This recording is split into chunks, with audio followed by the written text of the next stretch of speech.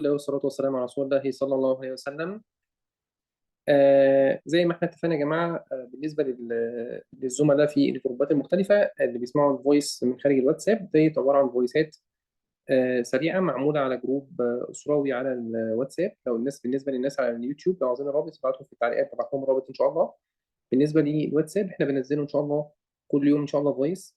بالنسبة للأوزمبيك زي ما احنا ذكرنا، الهدف من الجروب نوتس سريعة جدا. التسجيل إن شاء الله ما يزيدش عن 5 أو 7 دقايق، بحيث هدفنا مش شرح مواضيع مطولة، على قدر ما احنا هدفنا إن احنا 5 7 دقايق ناخد فايدة، وإن شاء الله بتكون فايدة كبيرة إن شاء الله. الأوزمبيك من ضمن الجروبات اللي هي GLB1. أهم حاجة يا جماعة إن هو FDA ابروفد، لأن في أدوية تخسيس كتيرة جدا، في حاجات تهريب وحاجات مستوردة وحاجات مش عارف إعلانات وحاجات. دي حاجة ابروفد تمام كده. هنقول نوتس كتيره ورا بعض، مش هنكرر الكلام زي عادتنا في الشرح، عشان احنا نعتمد ان اللي عاوز يسمع الداتا يسمعها اكتر مره بدل ما احنا نطول في الفيديو. اول حاجه عشان يبقى عارفين، هو سعره غالي.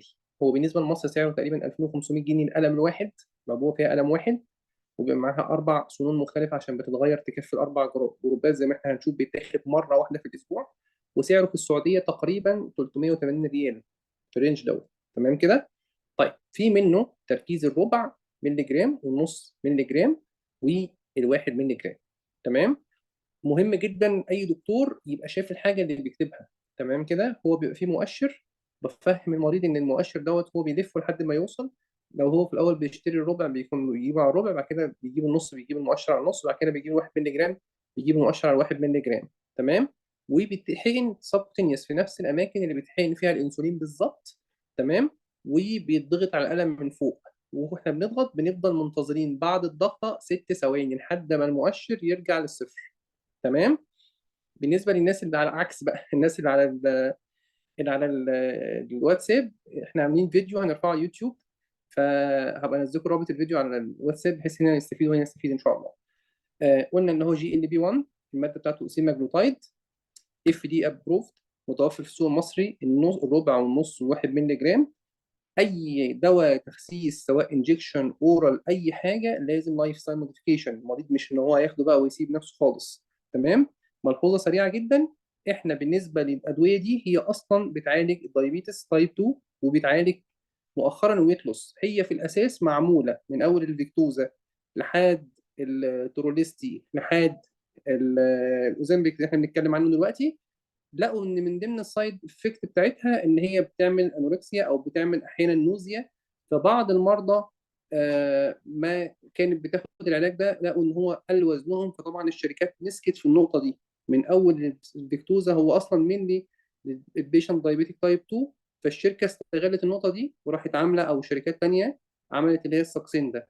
بالنسبه للاوزمبيك نفسه اللي احنا بنتكلم عليه، هو بيعالج تايب 2 دايابيتس ميليتس وبيعالج الاوبيستي. يعني ممكن حد مش دايابيتيك ياخده؟ الاجابه اه. تمام كده. اول شهر الجرعه ربع مللي جرام مره في الاسبوع، ودي ميزته الصراحه عن الساكسين ده اللي هو بيتاخد يوميا. فدي حاجه. فلما تيجي تقارن ما تقوليش الساكسين ده بكام والاوزمبيك بكام، هقارن طبعا حقك تقارن. أنا مش هقول لك دلوقتي، مش بدوري اقول لك اني ارخص واني اغلى، بس مبدئيا شوف ده بيتاخد ده يوميا فهيكفيك قد ايه. لكن الاوزمبيك ميزته انه بيتاخد مره في الاسبوع. فاول شهر بنتاخد جرعه اسبوعيا، يعني اول شهر بالنسبه لي 4 اسابيع يا جماعه 28 يوم. فاول اسبوع وتاني وتالت ورابع اسبوع، يعني شهر كامل 4 اسابيع بنتاخد ربع مللي جرام. تاني شهر نص مللي جرام اسبوعيا. تمام. تالت شهر 1 مللي جرام اسبوعيا. رابع شهر انا بقفز ليه طبقا للاب تو ديت. الجرعات دي يا جماعه كلها من اب تو ديت ومن الشركه المصنعه للبرودكت نفسه. تمام.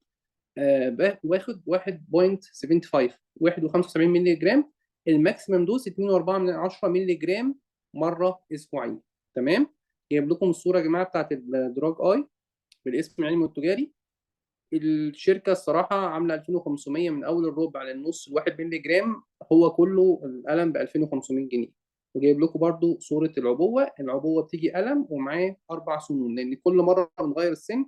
والشركه برضو بتاكد عشان الناس اللي بتحب الشير في خير والكلام ده، هو لبيشنت واحد ما ينفعش اكتر من حد، طبعا لاسباب الانفكشن كنترول، وطبعا مش محتاجين نشرح. هو بيكون لبيشنت واحد هو يستخدم نفس القلم. تمام. ملاحظات مهمه عشان ما اطولش عليكم.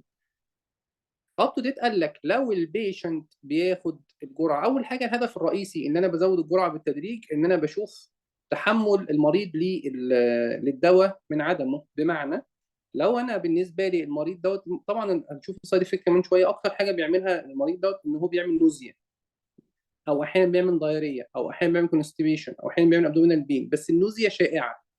فالمريض لما بياخد ربع ويصبر عليه اسبوع واثنين وثلاثه واربعه زي ما احنا ماشيين، الدنيا تبقى لطيفه. وبعد كده يعني ما يجيش حد يقول لك لا انا ما يهمكش، انا اهم حاجه اخس. لا، النوزيا يا جماعه لما بتحصل، او احيانا ممكن يحصل معاها فوميتنج كمان، الموضوع بيكون غير متقبل، واحنا مش عاوزين سايد افكت مزعجه عشان نقدر نكمل. فبالتالي احنا بنلتزم. المريض يقول لك ما تقلقش يا دكتور، مش ما تقلقش، ده بروتوكول علاج المريض لازم يلتزم بيه. في اول شهر هياخد ربع، ثاني شهر بنزود للنص، ثالث شهر 1 مللي جرام. الشركه بتقول لك المفروض اول بالشهر الرابع بقى بياخد 1.7 مللي جرام، 1.7 مللي جرام. تمام. لو المرضى خلال اول 3 شهور، الكلام ده من كلام الشركه المنتجه وكلام اب تو ديت، ما خسوش 5% فاكثر، 5% فاكثر، بس 5% حد ادنى خلال 3 شهور ما خسوش على الجرعات المذكوره، في الحاله دي بتقول لك وقف العلاج. تمام. طب يا دكتور انا باخد العلاج وماشي عليه والدنيا زي الفل عندي، تمام، ونسيت اخد الجرعه. لو انت اسبوعين ثلاثه اربعه موقف العلاج، وبنتكلم حد ادنى اسبوعين، هنبدا من اول وجديد ان احنا نديك ربع ونص و1 مللي جرام وهكذا، نزود بالتدريج.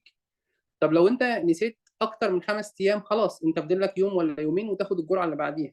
تمام.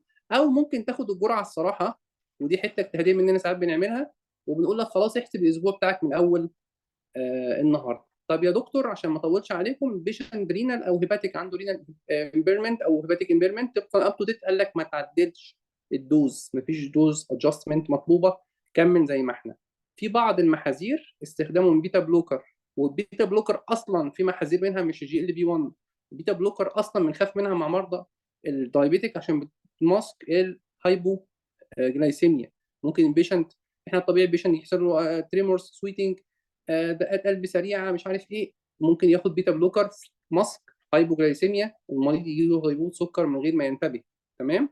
وبالنسبه للبيشنت بتوع الغده، الهايبر ثايروديزم اللي بياخدوا سوري الهايبوثايروديزم، انخفاض الغده او كسل الغده، اللي بياخدوا ليفوثايروكسين زي الانتوركسين واخواته والحاجات دي كلها، ساعات بتزود التركيز بتاعه، فننتبه ليها. اشهر سايد افكت ونيجي جايبها لكم من امبوس: نوزيا، فوميتنج، دايريا، ابدومينال بين، كونستيبيشن. تمام. طيب احنا يا دكتور سمعنا عنه سمع مش خير في بعض الحاجات دي، هجيب لك سيرتها دلوقتي. والصوره الثانيه دي من اب تو ديت: اكيوت كيدني انجري سجلت مع بعض الحالات، وخصوصا لو في ريكارنت دايريا والموضوع دخل في دايهيدريشن، فده بيكون ريسك فاكتور قوي. دايابيتيك ريتينوباثي سجلت مع بعض الحالات اللي بتاخد الاوزمبيك. جول بلادر ديزيز سجلت. جاسو انساينال سيمتومز ذكرناها. هايبر سنسيتي ده مع اي دواء ممكن يحصل او ممكن ما يحصلش. ميدالري ثايرويد كارسينوما، لو عندنا فاميلي هيستوري دي ميدالري ثايرويد كارسينوما، دي من كونتر انديكيشن لاستخدام الاوزمبيك. بانكرياتايتس، وخصوصا عند المرضى اللي كان عندهم بانكرياتايتس قبل كده، الكونتر انديكيشن بيرسونال اور فاميلي هيستوري اوف ميدالري ثايرويد كارسينوما، او مالتيبل اندوكراين نيوبلازما سندروم تايب 2 اللي هو مين 2. تمام. او الهايبر سنسيتيفيتي للعلاج. شكرا جزيلا للاستماع. بتوع اليوتيوب هنزل لكم رابط ان شاء الله، او اطلبوه في كومنتات الواتساب، والعكس بتوع الواتساب هنزل لكم رابط الفيديو ان شاء الله على اليوتيوب.